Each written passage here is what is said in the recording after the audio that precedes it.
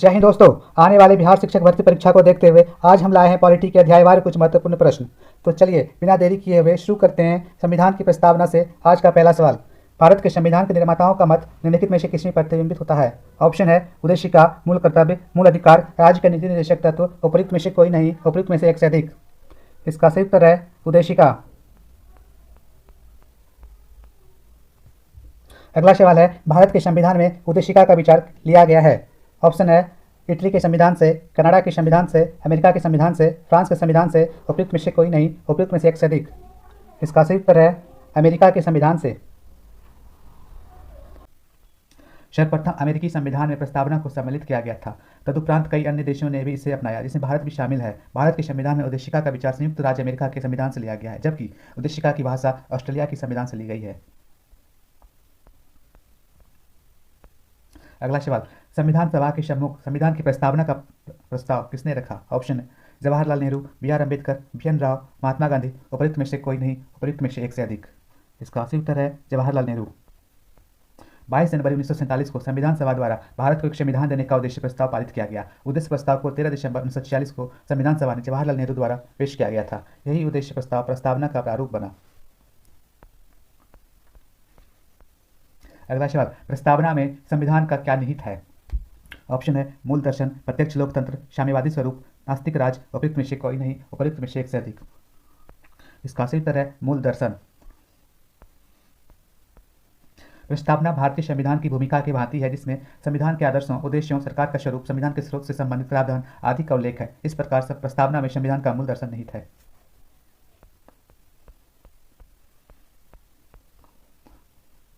अगला सवाल, 42वें संविधान संशोधन द्वारा प्रस्तावना में निम्नलिखित में से किस शब्द को जोड़ा गया था? ऑप्शन है समाजवादी पंथनिरपेक्ष अखंडता, समाजवादी गणतंत्रात्मक धर्मनिरपेक्ष, समाजवादी संप्रभुता संपन्न गणराज्य, समाजवादी अखंडता गणराज्य, उपयुक्त में से कोई नहीं, उपयुक्त में से एक से अधिक। इसका सही उत्तर है समाजवादी पंथनिरपेक्ष अखंडता। 1976 में 42वें संविधान संशोधन के माध्यम से प्रस्तावना में 3 शब्द समाजवादी, पंथनिरपेक्ष तथा अखंडता जोड़े गए थे।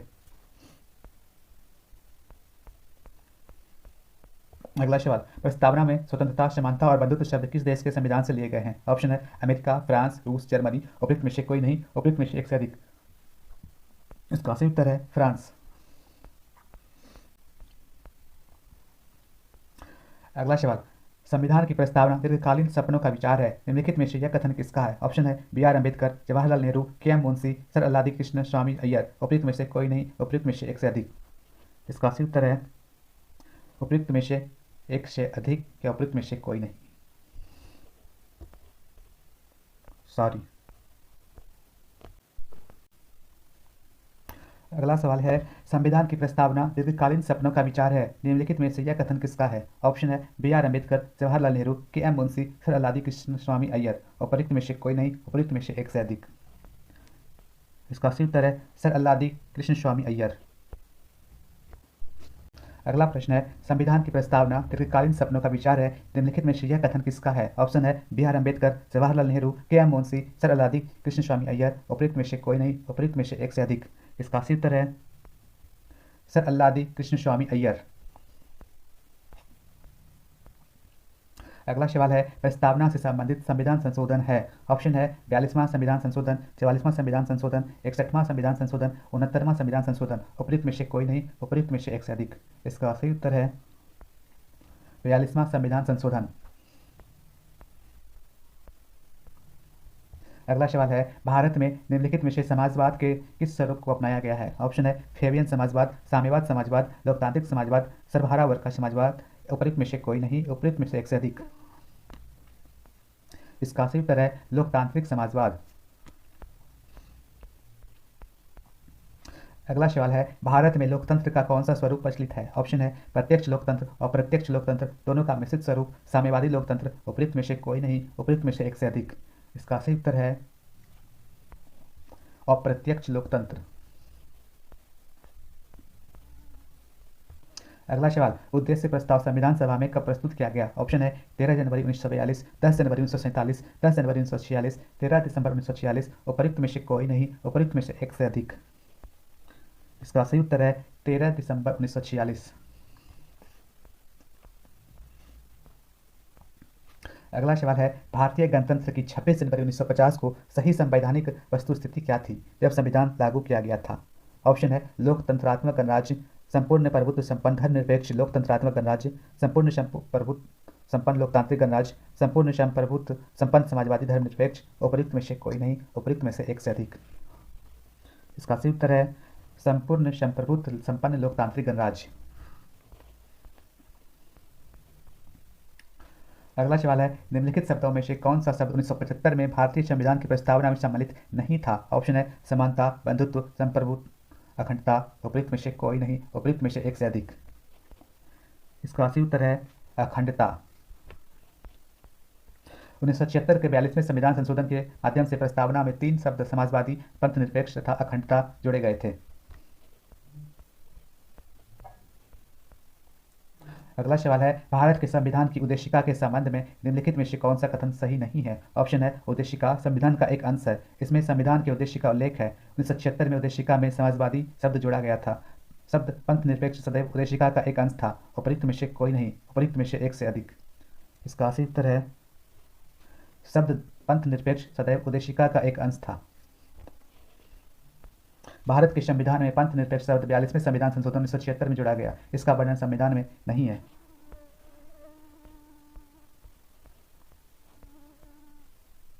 निम्नलिखित में से भारतीय संविधान की प्रस्तावना को हमारे संप्रभु प्रजातांत्रिक गणराज्य की जन्म कुंडली किसने कहा? ऑप्शन है के.एम. मुंशी, बी.आर. अम्बेडकर, महात्मा गांधी, सरदार पटेल, इनमें से कोई नहीं या उपयुक्त में से एक से अधिक।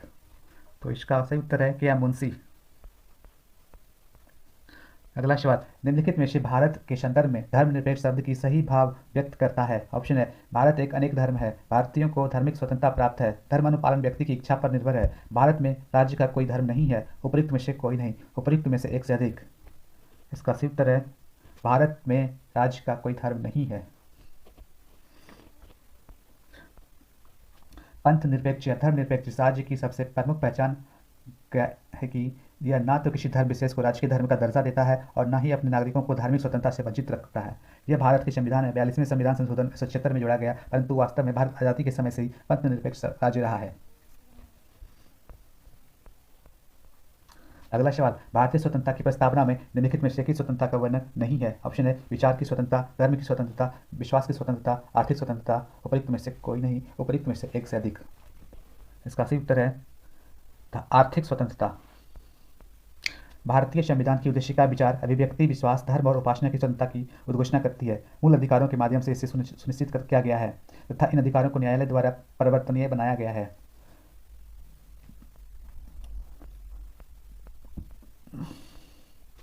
अगला सवाल, निम्नलिखित में से कौन एक भारतीय संविधान के उद्देश्यों को प्रतिबिंबित करता है? ऑप्शन है मौलिक अधिकार, संविधान की प्रस्तावना, संसद, राज्य के नीति निर्देशक तत्व, इनमें से कोई नहीं या उपयुक्त में से एक से अधिक।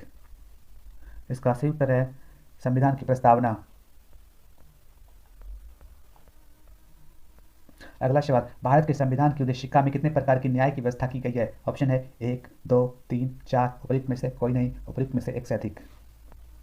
इसका सही उत्तर है 3। न्याय के अंतर्गत सामाजिक, आर्थिक और राजनीतिक न्याय शामिल तथा यह तत्व रूसी क्रांति से प्रेरित है। अगला सवाल, निम्नलिखित विवादों में से किसमें सर्वोच्च न्यायालय ने प्रस्तावना को भारतीय संविधान की मौलिक संरचना का भाग स्वीकार किया? ऑप्शन है बेरूबादी विवाद, एक गोपालन विवाद, प्रिवी पर्स विवाह, केशवानंद भारती विवाद, उपयुक्त में से कोई नहीं, उपयुक्त में से एक से अधिक। इसका सही उत्तर है केशवानंद भारती विवाद। केशवानंद भारती बनाम केरल राज्य के मामले में उच्चतम न्यायालय ने स्पष्ट किया है कि प्रस्तावना संविधान का अंग है, क्योंकि जब अन्य सभी उपबंध अधिनियमित किए जा चुके थे उसके पश्चात प्रस्तावना को अलग से पारित किया गया। संविधान के अन्य भागों की तरह प्रस्तावना में भी संशोधन संभव है, बशर्ते वह आधारभूत ढांचे को क्षति न पहुंचाता हो। अगला सवाल, भारतीय संविधान का कौन सा भाग संविधान की आत्मा कहलाता है? ऑप्शन है मूल अधिकार, उद्देशिका, राज्य के नीति निर्देशक तत्व, संवैधानिक उपचारों का अधिकार, उपयुक्त में से कोई नहीं, उपयुक्त में से एक से अधिक। इसका सही उत्तर है उद्देशिका।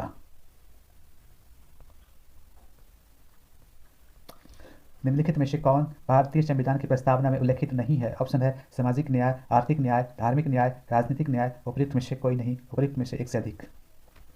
इसका सही उत्तर है धार्मिक न्याय। अगला सवाल, निम्नलिखित में से कौन भारत को धर्मनिरपेक्ष वर्णित करता है? ऑप्शन है मूल अधिकार, संविधान की प्रस्तावना, 9वीं अनुसूची, राज्य के नीति निर्देशक तत्व, उपयुक्त में से कोई नहीं, उपयुक्त में से एक से अधिक। इसका सही उत्तर है संविधान की प्रस्तावना। विचार कीजिए। समाजवादी, प्रजातांत्रिक, सार्वभौमिक, धर्मनिरपेक्ष। सही शब्दों को विचारानुसार क्रम दीजिए। Option A 1 2 3 4, option B 3 1 4 2, option C 2 1 3 4, option D 4 3 2 1। उपयुक्त में से कोई नहीं, उपयुक्त में से एक से अधिक। इसका सही उत्तर है डी 3 1 4 2, सार्वभौमिक, समाजवादी, धर्मनिरपेक्ष, प्रजातांत्रिक। प्रस्तावना के निम्नलिखित शब्द संविधान के आधारभूत ढांचे का हिस्सा है? संपूर्ण, प्रभुत्व संपन्न, समाजवादी, पंथ निरपेक्ष, लोकतांत्रिक गणराज्य, राष्ट्र की एकता और अखंडता।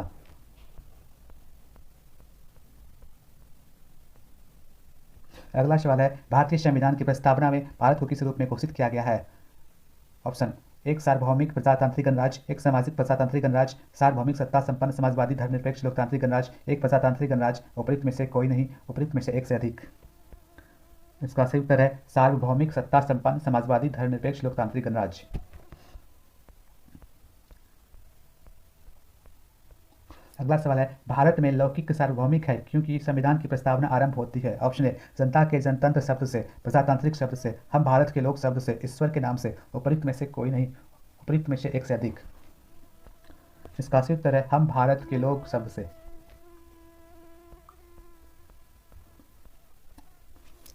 अगला सवाल, भारत के संविधान की प्रस्तावना में निम्नलिखित में से किस एक को पहले मुख्य रूप से सम्मिलित किया गया था? ऑप्शन है स्वतंत्रता और समानता, धर्मनिरपेक्ष और प्रजातंत्र, समाजवादी और समानता, समाजवादी और धर्मनिरपेक्षता। उपयुक्त में से कोई नहीं, उपयुक्त में से एक से अधिक। इसका सही उत्तर है समाजवादी और धर्मनिरपेक्षता। अगला सवाल, भारतीय संविधान की प्रस्तावना में अब तक कितनी बार संशोधन किया जा चुका है? ऑप्शन है 1 बार, 2 बार, 3 बार, कभी नहीं। उपयुक्त में से कोई नहीं, उपयुक्त में से एक से अधिक। इसका सही उत्तर है 1 बार। अगला अध्याय है संविधान सभा एवं संविधान निर्माण प्रक्रिया। इस अध्याय का पहला प्रश्न है, भारत के लिए संविधान की रचना हेतु संविधान सभा का विचार निम्नलिखित में से सर्वप्रथम किसने प्रस्तुत किया था? ऑप्शन है स्वराज पार्टी ने 1934 में, कांग्रेस पार्टी ने 1936 में, मुस्लिम लीग ने 1942 में, सर्वदलीय सम्मेलन 1946 में। उपयुक्त में से कोई नहीं, उपयुक्त में से एक से अधिक। इसका सही उत्तर है स्वराज पार्टी ने 1934 में। भारत में संविधान सभा का गठन का विचार सर्वप्रथम 1934 के वामपंथी नेता M.N. रॉय द्वारा रखा गया था। वर्ष 1934 में स्वराज पार्टी द्वारा संविधान सभा के गठन का प्रस्ताव रखा गया। अगला सवाल, स्वतंत्रता के पूर्व के दिनों में प्रारंभ में किसने संविधान निर्मात्री सभा का विचार प्रस्तुत किया था? ऑप्शन है M.N. रॉय ने, B.R. अम्बेडकर ने, एनी बेसेंट ने, जवाहरलाल नेहरू ने। उपयुक्त में से कोई नहीं, उपयुक्त में से एक से अधिक। इसका सही उत्तर है M.N. रॉय ने। वर्ष 1934 में ही भारत में संविधान निर्मात्री सभा का विचार M.N. रॉय ने दिया था।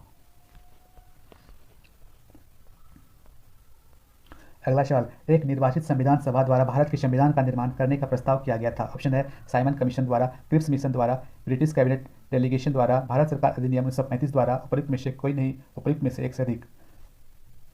इसका सही उत्तर है क्रिप्स मिशन द्वारा। अगला सवाल है, कैबिनेट मिशन योजना के अंतर्गत संविधान निर्मात्री परिषद में प्रत्येक प्रांत को आवंटित सदस्य संख्या निर्धारित करने के लिए एक प्रतिनिधि कितनी जनसंख्या के अनुपात में था? ऑप्शन है 8 लाख व्यक्ति, 10 लाख व्यक्ति, 15 लाख व्यक्ति, 20 लाख व्यक्ति। उपयुक्त में से कोई नहीं, उपयुक्त में से एक से अधिक। इसका सही उत्तर है 10 लाख व्यक्ति। कैबिनेट मिशन वर्ष 1946 में भारत आया था। मिशन ने अपनी रिपोर्ट में संविधान सभा के गठन का एक सूत्र प्रस्तुत किया था, जिसके आधार पर संविधान सभा निर्वाचित होनी थी और प्रांतों का प्रतिनिधित्व जनसंख्या के आधार पर होना था। इसके तहत प्रांत व देशी रियासतों अथवा छोटे राज्यों के मामले में राज्यों के समूह को उनकी जनसंख्या के अनुपात में सीटें आवंटित की जानी थी। मोटे तौर पर कहा जाए तो प्रत्येक 10 लाख लोगों पर एक सीट आवंटित की जानी थी। अगला सवाल, इन व्यक्तियों में से कौन कैबिनेट मिशन का सदस्य नहीं था? ऑप्शन है William Wood, Pethick Lawrence, A V Alexander, Stafford Cripps. उपयुक्त में से कोई नहीं, उपयुक्त में से एक से अधिक। इसका सही उत्तर है विलियम वुड। कैबिनेट मिशन मार्च 1946 में भारत पहुंचा। इस मिशन के सदस्य स्टेफोर्ड क्रिप्स, पैथिक लॉरेंस और एवी अलेक्जेंडर थे।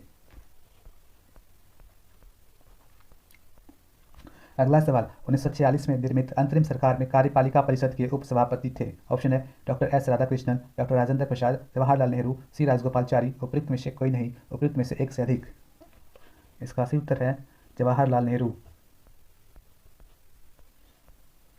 अगला सवाल, भारतीय संविधान सभा का गठन किया गया था। ऑप्शन है भारत सरकार अधिनियम 1935 के अंतर्गत, क्रिप्स योजना 1942 के अंतर्गत, कैबिनेट मिशन योजना 1946 के अंतर्गत, भारतीय स्वतंत्रता अधिनियम 1947 के अंतर्गत, उपयुक्त में से कोई नहीं, उपयुक्त में से एक से अधिक। इसका सही उत्तर है कैबिनेट मिशन योजना 1946 के अंतर्गत।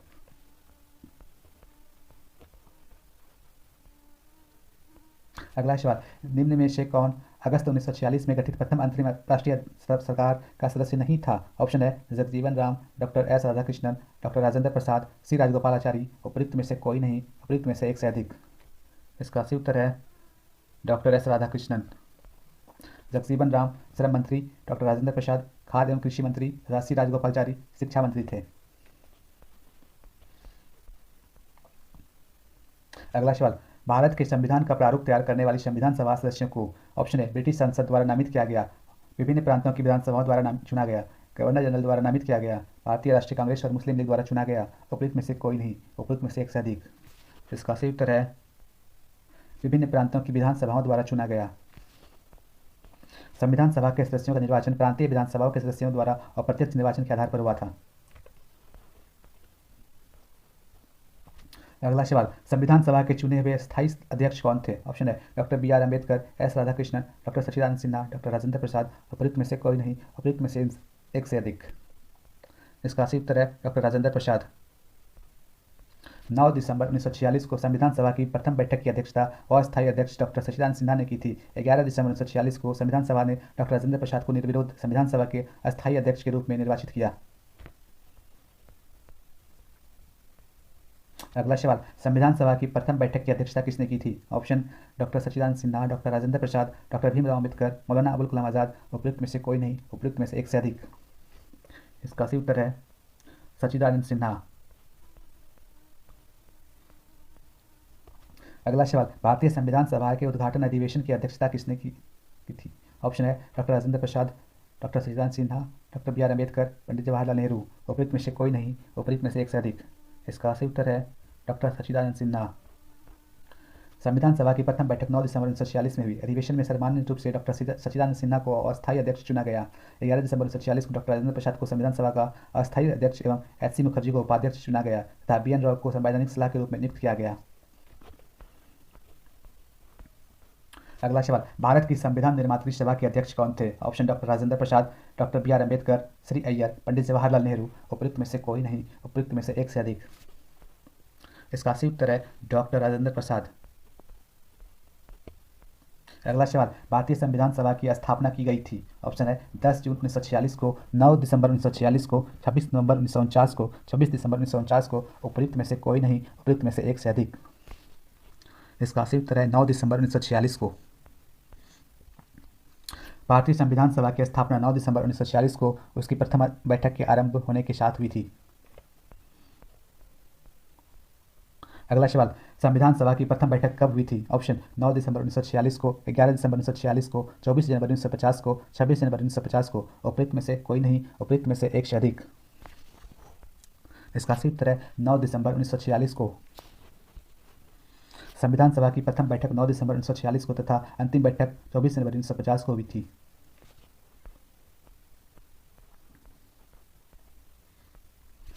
अगला सवाल, भारत को एक संविधान देने का प्रस्ताव संविधान सभा द्वारा पारित किया गया था। ऑप्शन 22 जनवरी 1946 को, 22 जनवरी 1947 को, 20 फरवरी 1947 को, 26 जुलाई 1946 को, उपयुक्त में से कोई नहीं, उपयुक्त में से एक से अधिक। इसका सही उत्तर है 22 जनवरी 1947 को। 22 जनवरी 1947 को संविधान सभा द्वारा भारत को एक संविधान देने का उद्देश्य प्रस्ताव पारित किया गया। उद्देश्य प्रस्ताव को 13 दिसंबर 1946 को संविधान सभा में जवाहरलाल नेहरू द्वारा पेश किया गया था। आगे चलकर ही उद्देश्य प्रस्तावना का प्रारूप बना।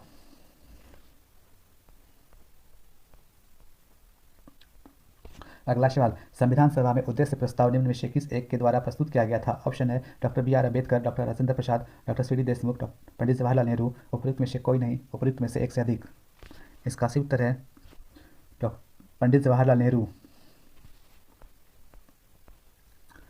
13 दिसंबर 1946 को संविधान सभा में जवाहरलाल नेहरू द्वारा उद्देश्य प्रस्ताव प्रस्तुत किया गया। यह भारत में हुए राष्ट्रीय आंदोलन के प्रमुख मुद्दों के उचित सारांश के रूप में था। साथ ही इसमें संवैधानिक संरचना के ढांचे एवं मूल दर्शन की स्पष्ट झलक थी। अगला सवाल, भारतीय संविधान को बनाने हेतु भारतीय संविधान सभा के कुल कितने अधिवेशन हुए थे? ऑप्शन है 8, 10, 11, 20। उपयुक्त में से कोई नहीं, उपयुक्त में से एक से अधिक। इसका सही उत्तर है 11। भारतीय संविधान के निर्माण में संविधान सभा को 2 वर्ष 11 माह एवं 18 दिन का समय लगा था और इस दौरान उस कुल 11 अधिवेशन हुए थे। अगला सवाल, भारतीय संविधान का प्रथम प्रारूप तैयार किया गया था? ऑप्शन है B.R. अम्बेडकर द्वारा, B.N. राव द्वारा, K.M. मुंशी द्वारा, K. संथानम द्वारा। उपयुक्त में से कोई नहीं, उपयुक्त में से एक से अधिक।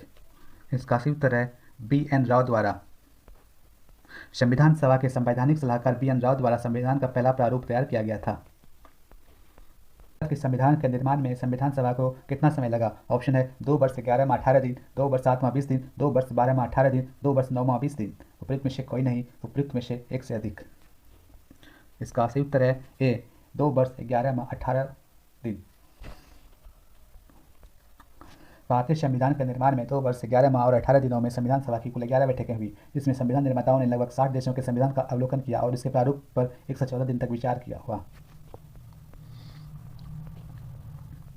अगला सवाल, भारतीय संविधान के निर्माण के समय संवैधानिक सलाहकार कौन थे? ऑप्शन है B.N. Rau, K.M. Munshi, doctor Rajendra Prasad, doctor B.R. Ambedkar. उपयुक्त में से कोई नहीं, उपयुक्त में से एक से अधिक। इसका सही उत्तर है B.N. राव। अगला सवाल, भारत का संविधान पूर्ण रूप से तैयार हुआ था? ऑप्शन है 26 जनवरी 1950 को, 26 नवंबर 1949 को, 11 फरवरी 1948 को, 22 जुलाई 1948 को। उपयुक्त में से कोई नहीं, उपयुक्त में से एक से अधिक। इसका सही उत्तर है 26 नवंबर 1949 को। अगला सवाल, भारतीय संविधान को संविधान सभा द्वारा कब अंगीकृत किया गया? ऑप्शन है 15 अगस्त 1949 को, 22 जुलाई 1949 को, 26 नवंबर 1949 को, 26 जनवरी 1950 को। उपयुक्त में से कोई नहीं, उपयुक्त में से एक से अधिक। इसका सही उत्तर है 26 नवंबर 1949 को। भारतीय संविधान की उद्देशिका प्रस्तावना में उल्लेख किया गया है कि 26 नवंबर 1949 को भारत के लोगों ने संविधान को अंगीकृत, अधिनियमित और आत्मर्पित किया गया। संविधान को अपनाने, उसके पूर्ण होने, पारित होने तथा इसके अंतिम रूप देने की तारीख भी 26 नवंबर 1949 को ही माना जाता है।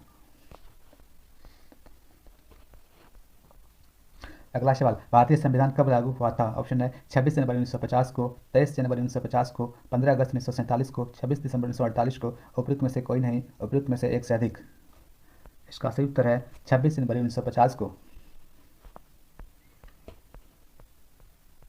अगला सवाल, भारतीय संविधान दिवस कब मनाया जाता है? ऑप्शन है 26 अक्टूबर, 26 नवंबर, 26 जनवरी, 15 अगस्त। उपयुक्त में से कोई नहीं, उपयुक्त में से एक से अधिक। इसका सही उत्तर है 26 नवंबर। 26 नवंबर भारत में संविधान दिवस के रूप में मनाया जाता है। इसकी शुरुआत 2015 में हुई, क्योंकि यह वर्ष संविधान निर्माता डॉक्टर भीमराव अम्बेडकर की 125वीं जयंती के रूप में मनाया गया था।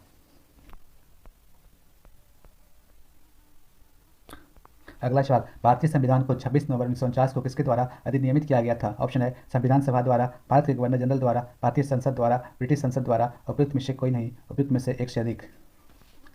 इसका सही उत्तर है भारतीय संविधान सभा द्वारा। 26 नवंबर 1949 को भारतीय संविधान सभा द्वारा संविधान को अपनाया गया और 26 जनवरी 1950 को इसे लोकतांत्रिक शासन प्रणाली के साथ लागू किया गया था। अगला सवाल, संविधान सभा में वयस्क मताधिकार को 15 वर्ष के लिए स्थगित करने की बात की थी? ऑप्शन है डॉक्टर राजेंद्र प्रसाद ने, डॉक्टर भीमराव अम्बेडकर ने, जवाहरलाल नेहरू ने, मौलाना आज़ाद ने। उपयुक्त में से कोई नहीं, उपयुक्त में से एक से अधिक। इसका सही उत्तर है मौलाना आज़ाद ने। अगला सवाल, भारतीय संविधान सभा में कुल कितनी महिला सदस्य थी? ऑप्शन है 12, 15, 10, 14। उपयुक्त में से कोई नहीं, उपयुक्त में से एक से अधिक। इसका सही उत्तर है 15। संविधान सभा में कुल महिलाओं की संख्या 15 थी, जिसमें अम्मू स्वामीनाथन, दक्षयामी बेलायुधन, बेगम एजाज रसूल, दुर्गाबाई देशमुख, हंसा मेहता, कमला चौधरी, लीला रॉय, मालती चौधरी, पूर्णिमा बनर्जी, राजकुमारी अमृता कौर, रेणुका राय, सरोजिनी नायडू, सुचिता कृपलानी, विजयलक्ष्मी पंडित, एनी मस्करीना। अगला सवाल, the constitution as settled by the assembly be passed. The constitution as settled by the assembly be passed प्रस्ताव संविधान सभा में किसने प्रस्तुत किया? Option Jawaharlal Nehru, Sardar Vallabh Bhai Patel, B.R. Ambedkar, B.N. Roy. उपयुक्त में से कोई नहीं, उपयुक्त में से एक से अधिक। इसका सही उत्तर है B.R. अम्बेडकर। अगला सवाल, निम्नलिखित में से किसने संविधान सभा को हिंदुओं का निकाय कहा है? ऑप्शन है Lord Mountbatten, Austin, Winston Churchill, Lord Viscount. उपयुक्त में से कोई नहीं, उपयुक्त में से एक से अधिक। इसका सही उत्तर है लॉर्ड विस्काउंट। लॉर्ड विस्काउंट ने संविधान सभा की आलोचना करते हुए संविधान सभा को हिंदुओं का निकाय कहा, क्योंकि इसमें हिंदुओं का प्रभुत्व था। अगला अध्याय है भारत संघ एवं उनके राज्य क्षेत्र। इस अध्याय के पहला प्रश्न है, संविधान में हमारे राष्ट्र का उल्लेख किन नामों से किया गया है? ऑप्शन है भारत तथा इंडिया, केवल भारत, हिंदुस्तान तथा इंडिया, भारत, हिंदुस्तान तथा इंडिया। उपयुक्त में से कोई नहीं, उपयुक्त में से एक से अधिक। इसका सही उत्तर है भारत तथा इंडिया। भारतीय संविधान के भाग 1 में अनुच्छेद 1 से 4 के अंतर्गत भारतीय संघ एवं उसके राज्य क्षेत्र का वर्णन किया गया है। संविधान के अनुच्छेद 1 में निर्धारित किया गया है कि भारत अर्थात इंडिया राज्यों का संघ होगा, जिसमें भारत शब्द देश का नाम व संघ शब्द शासन प्रणाली को दर्शाता है। अगला सवाल, संविधान के प्रथम अनुच्छेद के अनुसार भारत है ऑप्शन राज्यों का समूह, राज्यों का फाउंडेशन, राज्यों का कन्फेडरेशन, राज्यों का यूनियन। उपयुक्त में से कोई नहीं, उपयुक्त में से एक से अधिक। इसका सही उत्तर है राज्यों का यूनियन। संविधान के अनुच्छेद 1 में निर्धारित किया गया है कि भारत अर्थ इंडिया राज्यों का संघ यूनियन होगा। अगला सवाल, नए राज्यों के गठन की शक्ति निहित है। ऑप्शन है राष्ट्रपति में, मंत्रिपरिषद में, राज्य पुनर्गठन आयोग में, संसद में। उपयुक्त में से कोई नहीं, उपयुक्त में से एक से अधिक। इसका सही उत्तर है संसद में। भारतीय संविधान के अनुच्छेद 3 के तहत राज्यों के निर्माण, उनके क्षेत्रों, सीमाओं का नाम परिवर्तन का अधिकार भारतीय संसद में निहित है। अगला सवाल, भारतीय संघ के अंतर्गत किसी राज्य को मिलाने का अधिकार किसे है? ऑप्शन भारत के राष्ट्रपति को, प्रधानमंत्री को, संसद को, सर्वोच्च न्यायालय के न्यायाधीश को। उपयुक्त में से कोई नहीं, उपयुक्त में से एक से अधिक। इसका सही उत्तर है संसद को। अगला सवाल, एक नया राज्य बनाने में संवैधानिक संशोधन के लिए कैसा बहुमत चाहिए? ऑप्शन साधारण, 2/3, 3/4, 2/3 एवं आधे राज्यों का अनुसमर्थन। उपयुक्त में से कोई नहीं, उपयुक्त में से एक से अधिक। इसका सही उत्तर है साधारण। अनुच्छेद 3 के प्रावधानों से स्पष्ट है कि भारतीय संसद की शक्ति राज्यों की तुलना में बहुत ज़्यादा है, क्योंकि राज्यों का अस्तित्व ही संसद की इच्छा पर टिका हुआ है। क्योंकि राज्यों की सीमाओं को बदलने या उसका नाम बदलने के लिए संसद को विशेष बहुमत की भी जरूरत नहीं है, वह एक साधारण बहुमत से ही कर सकती है। अगला सवाल, निम्नलिखित में से कौन सा संविधान के अनुच्छेद 3 के तहत संसद के एक कानून द्वारा संभव नहीं है? ऑप्शन नए राज्यों का गठन, राज्यों के क्षेत्र में परिवर्तन, राज्यों की सीमा में परिवर्तन, नए राज्यों का प्रवेश। उपयुक्त में से कोई नहीं, उपयुक्त में से एक से अधिक। इसका सही उत्तर है नए राज्यों का प्रवेश। भारतीय संविधान के अनुच्छेद 3 के तहत नए राज्यों के निर्माण, उसके क्षेत्रों, सीमाओं या नामों में परिवर्तन का अधिकार भारतीय संसद में निहित है, जबकि अनुच्छेद 2 के तहत संसद विधि द्वारा भारतीय संघ में नए राज्यों के प्रवेश या उसकी स्थापना कर सकती है। अगला सवाल, यदि भारतीय संघ में एक नए राज्य का सृजन या स्थापना किया जाना है तो संविधान की किस अनुसूची का संशोधन करना आवश्यक होगा? ऑप्शन पहली अनुसूची, दूसरी अनुसूची, तीसरी अनुसूची, चौथी अनुसूची। उपयुक्त में से कोई नहीं, उपयुक्त में से एक से अधिक। इसका सही उत्तर है पहली अनुसूची। संविधान की प्रथम अनुसूची में राज्य एवं उनके क्षेत्रों का विवरण है, अतः भारतीय संघ में एक नए राज्यों के सृजन हेतु प्रथम अनुसूची में संशोधन आवश्यक होगा। अगला सवाल, राज्य पुनर्गठन आयोग ने 1 नवंबर 1956 को कितने राज्य तथा कितने संघ राज्य बनाए? ऑप्शन है 14 राज्य 6 संघ, 17 राज्य 7 संघ, 18 राज्य 6 संघ, 21 राज्य 8 संघ। उपयुक्त में से कोई नहीं, उपयुक्त में से एक से अधिक।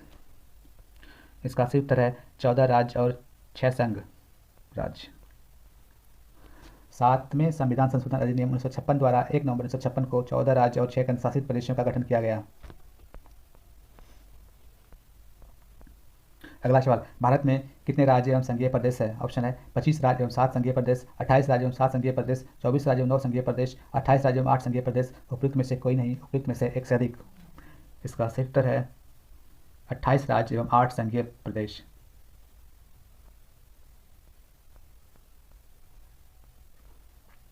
अगला सवाल, देशी रियासतों के एकीकरण में सरदार वल्लभ भाई पटेल के अलावा निम्न में से किन 2 व्यक्तियों ने प्रमुख भूमिका निभाई? ऑप्शन है लॉर्ड माउंटबेटन एवं पीवी मेनन, B.R. अम्बेडकर एवं राजगोपालचारी, महात्मा गांधी एवं C.R. दास, के मुंशी एवं बीपी मेनन। उपयुक्त में से कोई नहीं, उपयुक्त में से एक से अधिक। इसका सही उत्तर है लॉर्ड माउंटबेटन एवं बीपी मेनन। अगला सवाल, निम्नलिखित में भारतीय संघ में शामिल होने की प्रक्रिया को क्रम से बताएं। जूनागढ़, हैदराबाद, जम्मू कश्मीर। ऑप्शन है पुलिस कार्रवाई, जनमत संग्रह, विलय पत्र। जनमत संग्रह, विलय पत्र, पुलिस कार्रवाई। जनमत संग्रह, पुलिस कार्रवाई, विलय पत्र। विलय पत्र, पुलिस कार्रवाई, जनमत संग्रह। उपयुक्त में से कोई नहीं, उपयुक्त में से एक से अधिक। इसका सही उत्तर है जनमत संग्रह, पुलिस कार्रवाई, विलय पत्र। जूनागढ़ का जनमत संग्रह, हैदराबाद का पुलिस कार्रवाई और जम्मू कश्मीर का विलय पत्र। ब्रिटिश भारत में 9 प्रांत और लगभग 552 देशी रियासतें थीं, जिसमें 549 भारत में आसानी से शामिल हो गई। शेष 3 रियासतें जूनागढ़, हैदराबाद तथा जम्मू कश्मीर को भारत में विलय करने में काफ़ी कठिनाई का सामना करना पड़ा। जूनागढ़ जनमत संग्रह द्वारा हैदराबाद पुलिस कार्रवाई, ऑपरेशन पोलो तथा जम्मू कश्मीर को विलय पत्र पर हस्ताक्षर करके बाद में मिलाया गया। अगला सवाल, राज्यों के सीमा क्षेत्र में वृद्धि, कमी, नाम परिवर्तन से संबंधित अध्यादेश पर निम्नलिखित में से किसकी पूर्व मंजूरी आवश्यक है? ऑप्शन है प्रधानमंत्री, राष्ट्रपति, मुख्य न्यायाधीश, राज्य के राज्यपाल। उपयुक्त में से कोई नहीं, उपयुक्त में से एक से अधिक। इसका सही उत्तर है राष्ट्रपति। किसी नए राज्य के निर्माण या वर्तमान राज्यों की सीमाएं बदलने के लिए कोई भी विधेयक संसद में तभी पेश किया जा सकता है जब राष्ट्रपति उसके लिए सिफारिश करे। अगला सवाल, किस संविधान संशोधन द्वारा दिल्ली को राष्ट्रीय राजधानी क्षेत्र का दर्जा दिया गया? ऑप्शन 74वां, 72वां, 68वां, 69वां। उपयुक्त में से कोई नहीं, उपयुक्त में से एक से अधिक। इसका सही उत्तर है 69वां। 69वां संविधान संशोधन अधिनियम 1991 के तहत संविधान में अनुच्छेद 239 क तथा 239 ख जोड़कर दिल्ली का नाम राष्ट्रीय राजधानी क्षेत्र दिल्ली किया गया। अगला सवाल, नीचे दिए गए राज्यों को भारत संघ के संपूर्ण राज्य का दर्जा प्राप्त होने का सही क्रम कौन सा है? ऑप्शन नागालैंड, हरियाणा, सिक्किम, अरुणाचल प्रदेश। सिक्किम, अरुणाचल प्रदेश, उत्तराखंड, हरियाणा। नागालैंड, अरुणाचल प्रदेश, उड़ीसा, सिक्किम। उड़ीसा, सिक्किम, हरियाणा, अरुणाचल प्रदेश। उपयुक्त में से कोई नहीं, उपयुक्त में से एक से अधिक। इसका सही उत्तर है नागालैंड, हरियाणा, सिक्किम, अरुणाचल प्रदेश। अगला सवाल, सिक्किम भारत का एक संबद्ध राज्य सह राज्य बनाया गया था। ऑप्शन है 32वां संविधान संशोधन द्वारा, 31वां संविधान संशोधन द्वारा, 35वां संविधान संशोधन द्वारा, 44वां संविधान संशोधन द्वारा। उपयुक्त में से कोई नहीं, उपयुक्त में से एक से अधिक। इसका सही उत्तर है सी, 35वां संविधान संशोधन द्वारा। 35वां संविधान संशोधन 1974 द्वारा सिक्किम को सह राज्य का दर्जा दिया गया तथा 36वां संविधान संशोधन 1975 द्वारा सिक्किम को पूर्ण राज्य का दर्जा दिया गया तथा यह देश का 22वां राज्य बना। के भारत में बनने के सही क्रम की पहचान नीचे दिए गए कूट से कीजिए। आंध्र प्रदेश, हिमाचल प्रदेश, हरियाणा, सिक्किम। कूट है 1 2 3 4, 2 3 4 1, 4 3 2 1, 1 3 2 4। इनमें से कोई नहीं या उपयुक्त में से एक से अधिक। इसका सही उत्तर है 1 3 2 4। आंध्र प्रदेश, हरियाणा, हिमाचल प्रदेश, सिक्किम। अगला सवाल, निम्नलिखित संविधान संशोधन में से किसके द्वारा सिक्किम को विधिवत भारत संघ के एक पूर्ण राज्य के रूप में सम्मिलित किया गया? ऑप्शन है 34 में, 36 में, 42 में, 46 में। उपयुक्त में से कोई नहीं, उपयुक्त में से एक से अधिक। इसका सही उत्तर है 36 में। 2 से सम्मिलित कीजिए और सूचियों के दिए गए कूट से सही उत्तर चुनिए। सूची 1 नागालैंड, झारखंड, तेलंगाना, सिक्किम। सूची 2 2000, 1963, 1975, 2014। कूट ऑप्शन ए 1 2 3 4, 2 1 4 3, 4 3 1 2, 3 1 2 4। उपयुक्त में से कोई नहीं, उपयुक्त में से एक से अधिक। इसका सही उत्तर है बी 2 1 4 3। नागालैंड 1963, झारखंड 2000, तेलंगाना 2014 और सिक्किम 1975। अगला सवाल, भाषा के आधार पर राज्यों के गठन हेतु राज्य पुनर्गठन आयोग की स्थापना कब की गई थी? ऑप्शन है 1950, 1956, 1969, 1953। उपयुक्त में से कोई नहीं, उपयुक्त में से एक से अधिक। इसका सही उत्तर है 1953।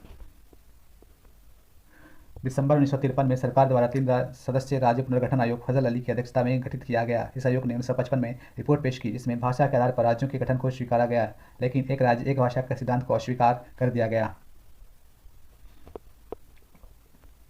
अगला सवाल, भारत में राज्य पुनर्गठन आयोग की संस्तुति के आधार पर राज्यों का पुनर्गठन किस वर्ष किया गया? ऑप्शन है 1950, 1947, 1951, 1956। उपयुक्त में से कोई नहीं, उपयुक्त में से एक से अधिक। इसका सही उत्तर है 1956। 1953 में गठित राज्य पुनर्गठन आयोग की सलाह जिसे आयोग ने 1955 में अपनी रिपोर्ट सौंपी थी, संसद ने 7वें अधिवेशन संविधान संशोधन अधिनियम 1956 के माध्यम से भारत के संपूर्ण राज्य क्षेत्र को 2 वर्गों में विभाजित कर दिया। यह 2 वर्ग राज्य एवं संघ राज्य क्षेत्र थे।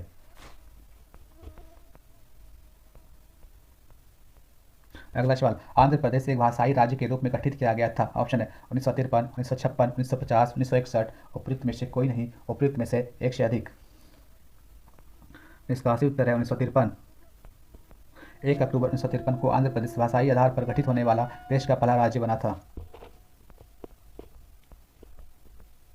अगला सवाल, निम्नलिखित में से किस राज्य का केंद्र सरकार द्वारा विशेष श्रेणी दर्जा SCS कभी प्रदान नहीं किया गया? ऑप्शन सिक्किम, बिहार, हिमाचल प्रदेश, मणिपुर। उपयुक्त में से कोई नहीं, उपयुक्त में से एक से अधिक। इसका सही उत्तर है बिहार। अब तक 11 श्रेणी का दर्जा प्रदान किया गया है, जिसमें हिमाचल प्रदेश, जम्मू कश्मीर, मणिपुर, मेघालय, त्रिपुरा, सिक्किम, असम, नागालैंड तथा मिजोरम शामिल है। अगला सवाल, भाषाई प्रांत आयोग का गठन कब और किसकी अध्यक्षता में किया गया था? ऑप्शन है 1956 KM Panicker, 1953 HN Kunzru, 1948 SK धर, 1951 फजल अली। उपयुक्त में से कोई नहीं, उपयुक्त में से एक से अधिक। इसका सही उत्तर है 1951 फजल अली। जून 1948 में भारत सरकार द्वारा SK धर की अध्यक्षता में भाषाई प्रांत आयोग का गठन किया गया। दिसंबर 1948 में आयोग ने रिपोर्ट प्रस्तुत की, जिसमें राज्यों के पुनर्गठन का आधार भाषाई न रखकर प्रशासनिक सुविधा को रखने की अनुशंसा की गई।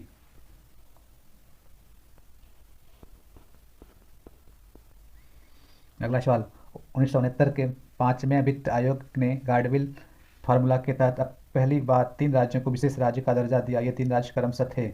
ऑप्शन, असम, हिमाचल और उत्तराखंड, मिजोरम, सिक्किम और त्रिपुरा, असम, नागालैंड और जम्मू कश्मीर, अरुणाचल, मणिपुर और मेघालय। उपयुक्त में से कोई नहीं, उपयुक्त में से एक से अधिक। इसका सही उत्तर है असम, नागालैंड और जम्मू कश्मीर। 1969 में 5वें वित्त आयोग ने गाडगिल फार्मूला के तहत पहली बार 3 राज्यों को विशेष राज्य का दर्जा दिया। इनमें से असम, नागालैंड और जम्मू कश्मीर थे। देश में 11 राज्यों को विशेष दर्जा मिला है। अरुणाचल, मणिपुर, मेघालय, मिजोरम, सिक्किम, त्रिपुरा, हिमाचल और उत्तराखंड के बाद में मिला।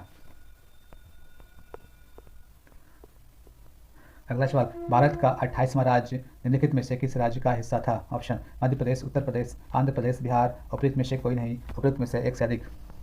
इसका सही उत्तर है बिहार। झारखंड भारत का 28वां राज्य 15 नवंबर 2000 को बना था। यह पूर्व में बिहार में शामिल था। अगला अध्याय है नागरिकता। इस अध्याय का पहला प्रश्न है, भारतीय संविधान के किन अनुच्छेदों में नागरिकता संबंधी प्रावधान किए गए हैं? ऑप्शन है अनुच्छेद 1 से 4, अनुच्छेद 5 से 11, अनुच्छेद 12 से 35, अनुच्छेद 36 से 51। उपयुक्त में से कोई नहीं, उपयुक्त में से एक से अधिक। इसका सही उत्तर है अनुच्छेद 5 से 11। अगला सवाल, भारतीय संविधान के किस भाग में नागरिकता से संबंधित प्रावधानों का वर्णन है? ऑप्शन, भाग 1, भाग 2, भाग 6, भाग 4। उपयुक्त में से कोई नहीं, उपयुक्त में से एक से अधिक। इसका सही उत्तर है भाग 2। भारत के संविधान के भाग 2 के अंतर्गत अनुच्छेद 5 से 11 तक नागरिकता से संबंधित प्रावधानों का उल्लेख किया गया है। भारतीय संविधान निम्नलिखित में से कौन सी नागरिकता प्रदान करती है? ऑप्शन है एकल नागरिकता, दोहरी नागरिकता, उपयुक्त दोनों, कोई प्रावधान नहीं है। उपयुक्त में से कोई नहीं, उपयुक्त में से एक से अधिक। इसका सही उत्तर है एकल नागरिकता। भारतीय संविधान एकल नागरिकता, सिंगल सिटीजनशिप प्रदान करती है। भारत के प्रत्येक नागरिक की केवल एक नागरिकता है, अर्थात वह केवल भारत का नागरिक है। अमेरिका की भांति संघ एवं राज्य की दोहरी नागरिकता भारत में प्रचलित नहीं है। अगला सवाल, भारतीय नागरिकता नहीं प्राप्त की जा सकती है। ऑप्शन, जन्म द्वारा, देशीकरण द्वारा, किसी भूभाग के सम्मिलित द्वारा, भारतीय बैंक में धन जमा करके। उपयुक्त में से कोई नहीं, उपयुक्त में से एक से अधिक। इसका सही उत्तर है भारतीय बैंक में धन जमा करके।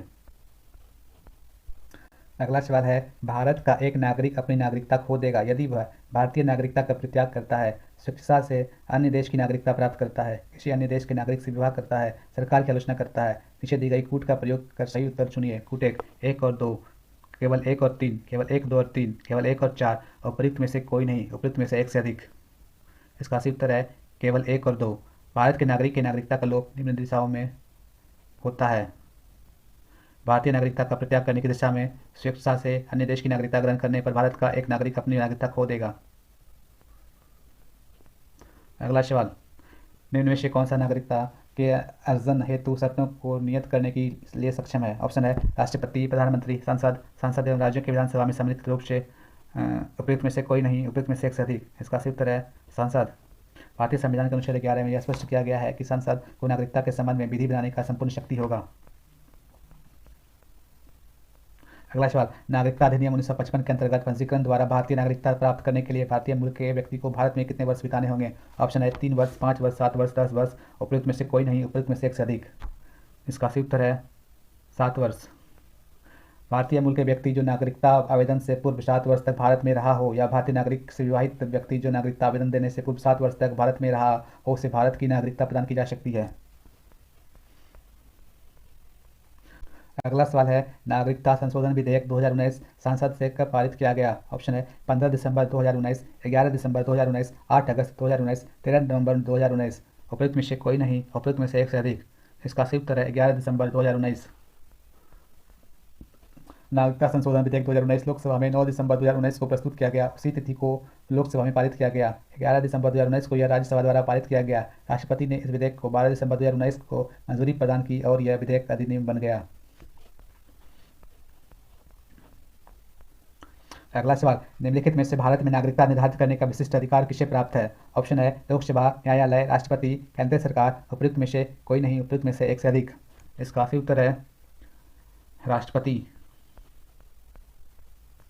अगला सवाल, संसद द्वारा पारित किस अधिनियम में नागरिकता के अर्जन व समाप्ति के प्रावधान है? ऑप्शन नागरिकता अधिनियम 1955, नागरिकता संशोधन अधिनियम 1986, नागरिकता संशोधन अधिनियम 2003, नागरिकता संशोधन अधिनियम 2015। उपयुक्त में से कोई नहीं, उपयुक्त में से एक से अधिक। इसका सही उत्तर है नागरिकता अधिनियम 1955। नागरिकता अधिनियम 1955 के तहत नागरिकता का अर्जन एवं नागरिकता का समाप्ति का प्रावधान किया गया है। नागरिकता का अर्जन की 5 शर्तों का उल्लेख किया गया है। 1 जन्म से, 2 वंशानुगत, 3 पंजीकरण द्वारा, 4 देशीकरण द्वारा तथा क्षेत्र सम्मिलित होने पर। नागरिकता की समाप्ति हेतु नागरिकता का परित्याग, बर्खास्तगी तथा वंचित किए जाने पर। अगला सवाल, निम्नलिखित में से कौन से मूल अधिकार है जो केवल भारतीय नागरिकों को प्राप्त है? ऑप्शन है अनुच्छेद 14, 15, 16, 17, 18, अनुच्छेद 15, 16, 19, 29, 30, अनुच्छेद 13, 14, 15, 16, 23, अनुच्छेद 13, 19, 22, 24, 26। उपयुक्त में से कोई नहीं, उपयुक्त में से एक से अधिक। इसका सही उत्तर है अनुच्छेद 15, 16, 19, 29, 30। अनुच्छेद 15, 16, 19, 29 और 30 केवल भारतीय नागरिकों को प्राप्त मूल अधिकार है। यह अनुच्छेद विदेशी नागरिकों को प्राप्त नहीं है। अगला सवाल, भारतीय संविधान द्वारा विदेशियों को प्रदत्त मूल अधिकार कौन से हैं? ऑप्शन अनुच्छेद 15, 16, 19, 29, 30, अनुच्छेद 14, 17, 18, 21, 32, अनुच्छेद 14, 20, 21, 21 से 22, 23, 24, अनुच्छेद 19, 20, 21, 23, 24। उपयुक्त में से कोई नहीं, उपयुक्त में से एक से अधिक। इसका सही उत्तर सी, अनुच्छेद 14, 20, 21, 21 से 22, 23, 24। उपयुक्त अनुच्छेद भारत के साथ साथ विदेशी नागरिकों को भी प्रदान की जाती है। अनुच्छेद 14 विधि के समक्ष व विधि का समान संरक्षण। अनुच्छेद 20 अपराधों के लिए दोषी सिद्धि के संबंध में संरक्षण। अनुच्छेद 21 प्राण एवं दैहिक स्वतंत्रता। अनुच्छेद 21 से शिक्षा का अधिकार। अनुच्छेद 22 कुछ मामले में हिरासत एवं निवारक निरोध से संरक्षण। अनुच्छेद 23 बलात् श्रम व मानव के दुर्व्यापार निषेध। अनुच्छेद 24 जोखिमपूर्ण कार्यों में बाल श्रम आदि का निषेध। अगला सवाल, नागरिकता संशोधन अधिनियम 2019 में 3 देशों के किन धार्मिक समुदायों को शामिल नहीं किया गया? ऑप्शन हिंदू, जैन, पारसी, मुस्लिम। उपयुक्त में से कोई नहीं, उपयुक्त में से एक से अधिक। इसका सही उत्तर है मुस्लिम। अगला सवाल, नागरिकता संशोधन अधिनियम 2019 में किन 3 देशों की चर्चा की गई है? ऑप्शन है पाकिस्तान, श्रीलंका, भूटान, अफगानिस्तान, पाकिस्तान, बांग्लादेश, म्यांमार, पाकिस्तान, बांग्लादेश, बांग्लादेश, पाकिस्तान, चीन। उपयुक्त में से कोई नहीं, उपयुक्त में से एक से अधिक। इसका सही उत्तर है अफगानिस्तान, पाकिस्तान, बांग्लादेश। नागरिकता संशोधन अधिनियम 2019 को संसद ने 11 दिसंबर 2019 को पारित कर दिया और 12 दिसंबर 2019 को इसे राष्ट्रपति की स्वीकृति मिली। यह अधिनियम नागरिकता अधिनियम 1955 में संशोधन हेतु लाया गया है। इसमें अफगानिस्तान, बांग्लादेश और पाकिस्तान 3 देश के धार्मिक 6 समुदाय हिंदू, सिख, बौद्ध, जैन, पारसी और ईसाई अवैध विदेशी प्रवासियों को भारतीय नागरिकता के योग्य बनाता है। अगला सवाल, किस अनुच्छेद के तहत सांसद को नागरिकता के संबंध में कानून बनाने का अधिकार प्रदान किया गया है? ऑप्शन है अनुच्छेद 11, अनुच्छेद 13, अनुच्छेद 10, अनुच्छेद 9 और उपयुक्त में से कोई नहीं, उपयुक्त में से एक से अधिक। इसका सही उत्तर है अनुच्छेद 11। निम्नलिखित कथनों पर विचार कीजिए। भारत में एकल नागरिकता का प्रावधान है। संसद को नागरिकता से संबंधित कानून बनाने का अधिकार प्राप्त है। एकल नागरिकता का प्रावधान ब्रिटेन से लिया गया है। उपयुक्त में से कौन सा कथन सत्य है? केवल 1 और 2, केवल 2 और 3, केवल 1 और 3, 1, 2 और 3। उपयुक्त में से कोई नहीं, उपयुक्त में से एक से अधिक। इसका सही उत्तर है 1, 2 और 3। अगला सवाल, भारत में रहने वाला ब्रिटिश नागरिक दावा नहीं कर सकता। व्यापार और व्यवसाय की स्वतंत्रता के अधिकार का, विधि के समक्ष समता के अधिकार का, जीवन के व्यक्तिगत स्वतंत्रता की सुरक्षा के अधिकार का, धर्म की स्वतंत्रता के अधिकार का। उपयुक्त में से कोई नहीं, उपयुक्त में से एक से अधिक। इसका सही उत्तर है व्यापार और व्यवसाय की स्वतंत्रता के अधिकार का।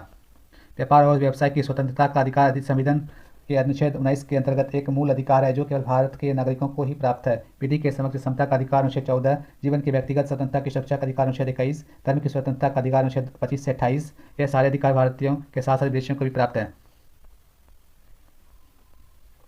अगला सवाल, 1955 के नागरिकता अधिनियम में नागरिकता प्राप्त करने के लिए निम्नलिखित में से किन माध्यमों का उल्लेख किया गया है? ऑप्शन है वंशों के आधार पर, देशीयकरण के आधार पर, जन्म से पंजीकरण द्वारा।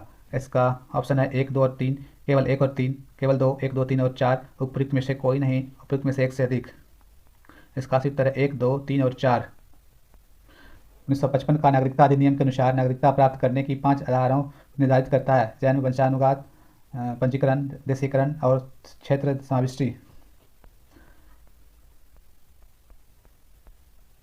अगला सवाल, निम्नलिखित में से कौन सा भारत की नागरिकता के विशिष्ट अधिकार है? 1, भारत में निर्वाचन में मताधिकार का प्रयोग, राष्ट्रपति के रूप में निर्वाचित होना, सार्वजनिक रोजगार में समानता। केवल 1, केवल 2, केवल 3, 1, 2 और 3, उपयुक्त में से कोई नहीं, उपयुक्त में से एक से अधिक। इसका सही उत्तर है 1, 2 और 3। भारतीय नागरिक को जिसकी उम्र 18 वर्ष से अधिक है उसे मतदान करने का अधिकार है। संविधान के अनुच्छेद 58 के अनुसार कोई भी व्यक्ति राष्ट्रपति के रूप में निर्वाचित होने के लिए योग्य हो सकता है तथा अनुच्छेद 16 में नागरिकों के लिए रोजगार के अवसर की समानता का प्रावधान किया गया है। निम्नलिखित में से क्या भारत का नागरिक बनने के लिए आवश्यक नहीं है? ऑप्शन, वंशानुक्रम, जन्म, देशीकरण, अधिकृत संपत्ति। उपयुक्त में से कोई नहीं, उपयुक्त में से एक से अधिक। इसका सही उत्तर है अधिग्रहित संपत्ति। नागरिकता अधिनियम 1955 के अनुसार जन्म से, वंशानुगत, पंजीकरण द्वारा, देशीकरण द्वारा क्षेत्र सम्मिलित होने के आधार पर ही नागरिकता प्राप्त की जा सकती है।